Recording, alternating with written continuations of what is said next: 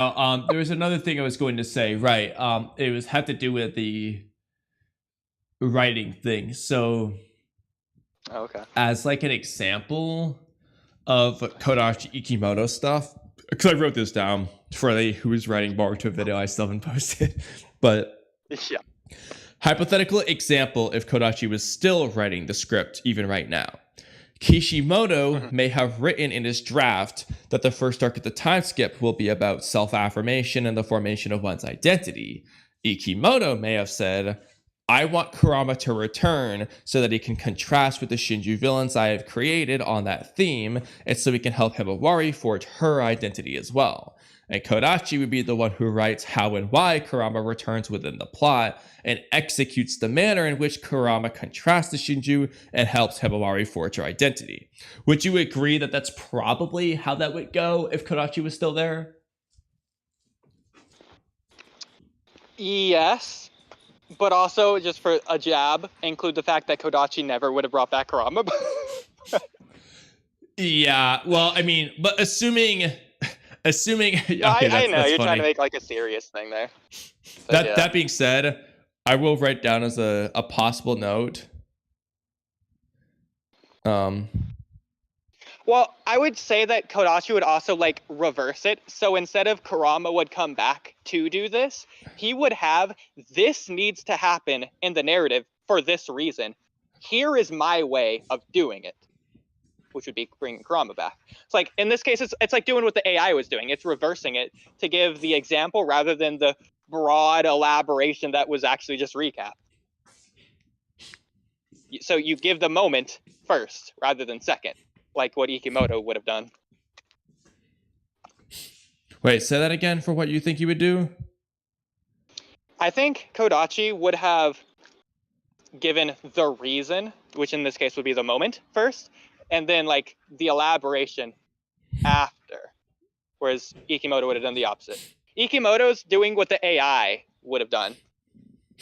Oh, okay. I see what you're saying there. Okay, that was a separate thing from what I was talking about. Okay, now I understand. Okay. Yeah, so I'm saying that Ikimoto would justify bringing Kurama back, whereas Kodachi bringing Kurama back would have been the justification for the point.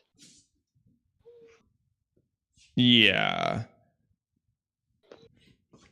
Yeah. Like, I think that makes sense. Hopefully. You know, because like he wants to make a point about the identity and blah blah blah and have it contrasted with Shinju, and so he's gonna bring Kurama back for that reason.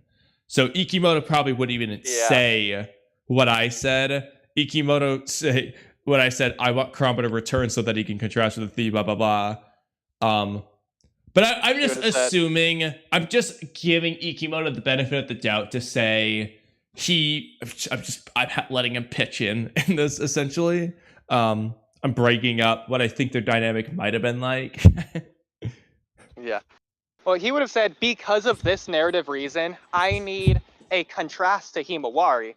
I think the best way to do that would be through bringing Kurama back.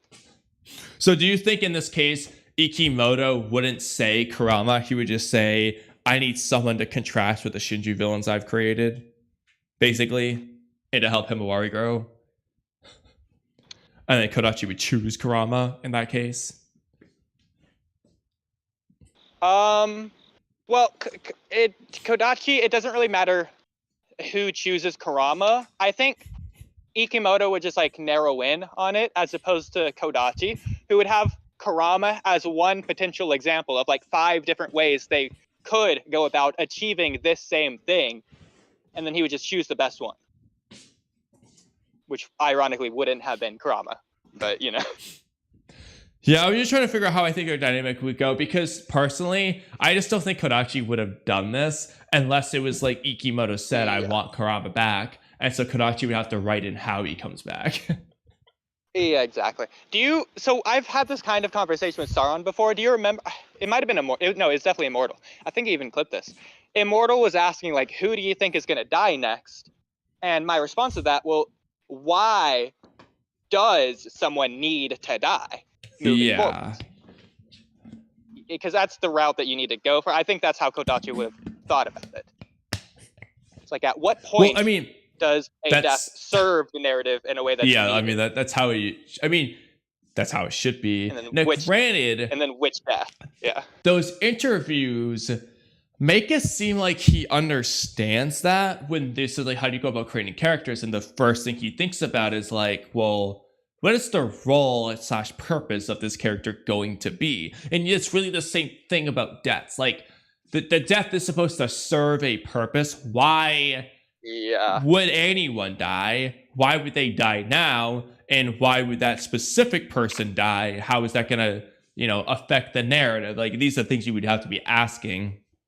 And so affect the narrative would be the first question, because why die as opposed to something else? Yeah, especially, I don't want to use this, but especially considering how they didn't do that with Inojin, I have to ask, why would anyone die at this point? Because think about it. Naruto wasn't killed. He was sealed. Sasuke, Moegi, Soegi, and all of them weren't killed. They were just treified with the specific statement saying they can be saved. Inojin wasn't killed. He was just saved by Himawari. Why would anyone die based on how they're doing things? But ignoring that, because that's more of a salty thing.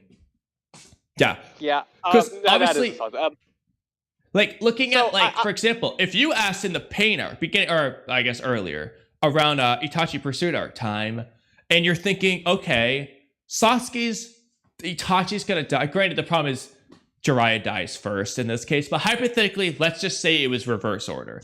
Let's say Sasuke beats Itachi, Itachi dies, learns the truth about Itachi, and then you were saying, who do you think would die next?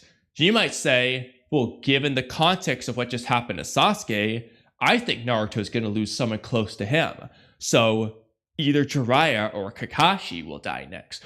Obviously, it happens in reverse order, so that doesn't work. But like, if it did go that order, that would make sense for the question. But in this case, I'm also thinking about it for like, if we're going with the pain arc, then let's just go with Hinata for an example right now. So why did Hinata have to die as opposed to something else? Well, she didn't die, so she didn't have to die. But it served the same narrative role as if she did die anyways. But she didn't need to die to achieve that same narrative role, so she didn't have to die.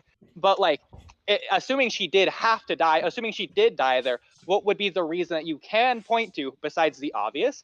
It would be the line of Pain stating, why do you continue to fight against me knowing that you'll only die?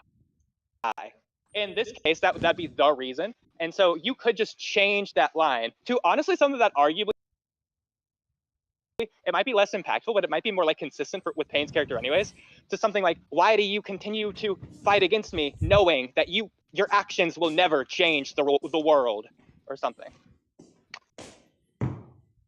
I think Hinata's response would even be even better in that case, because that is Naruto's ninja way. It's because I'm a shinobi.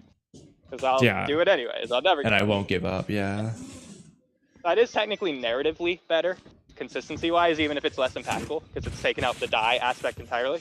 But like that makes it more consistent, considering she doesn't die anyways. You could just do kind of both. Be like, why do you fight me knowing that you'll die without having changed anything? Well, I was removing die on purpose there, like, and going with the fact that I am doing that. How would I do it to make it? Okay, yeah.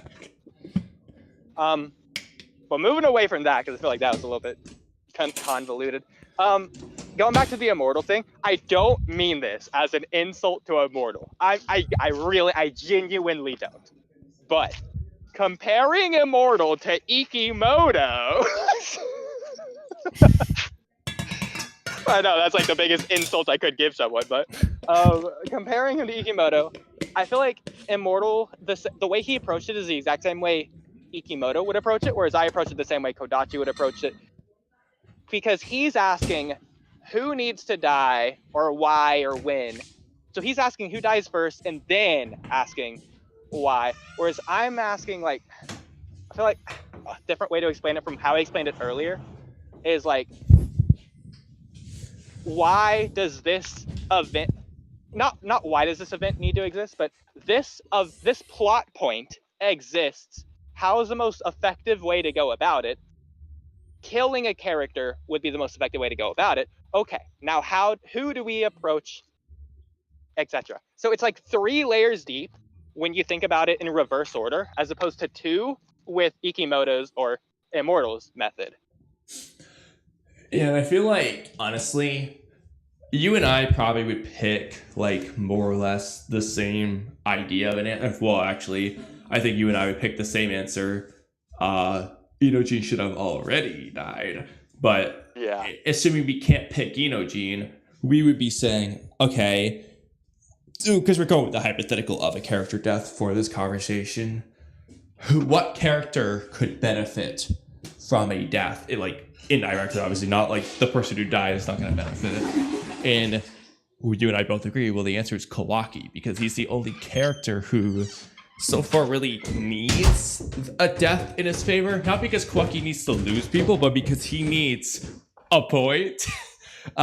Which, honestly, coming back to the Ikimoto interviews thing. But exactly. Is even, I'm being a stickler, but you just said it in the backwards way. What does Kawaki benefit from a character dying? You have to think about it in the opposite direction. Kawaki needs a point. How do you get there? Kill a character. And then you think about who, when, where, whatever. Yeah, well, the problem though is I know, I'm being a stickler. We're taking it from his question, which is already the first thing because he asked it. Yeah. Yeah. I forgot what I was about to say. Oh yeah, in light of Ikimoto's interview things, have we all just been wrong about Kawaki? Is he just like?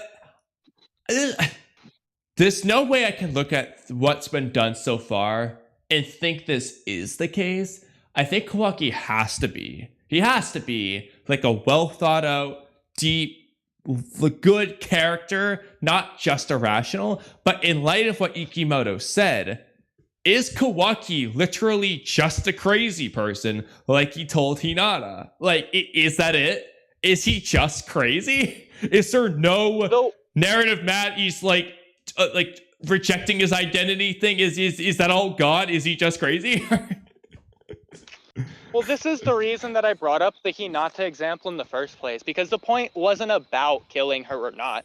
The point was about Hinata's determination to, like, almost narratively defeat pain, surprise him, push him backwards to make him confused in a way. Yeah, in the same way of what they did with Ishiki asking those shinobi, but in that case, that was even less so of the thing. But that's the point. So you didn't need to kill her to do that. It maybe would have made it more effective, but it's not worth it. So with that being said, with Kawaki, it's possible what they're doing is they're just going with this interpretation. Instead of us being wrong, Kawaki just isn't a villain. In the same way, you could argue that Sasuke wasn't a villain. So, yeah, if Ikimoto's thinking it from that perspective, then he's just not including Kawaki, then that's fine, I guess, yeah. That's how I was thinking about it, yeah. Okay, well that saves it, because I'm like, there's just no. I was like, bro, there can't be. Like, it can't be true. It's just crazy. Because you're stuck between a rock and a hard place otherwise. Because either you're admitting the writing just sucks, or Kawaki just has no point. He's just a rambling madman, from the words of Ikimoto. Like, what's the point of following him then? Why do I care? Yeah. Especially when he's the deuteragonist. Or the co-tagonist. Yeah. Sorry.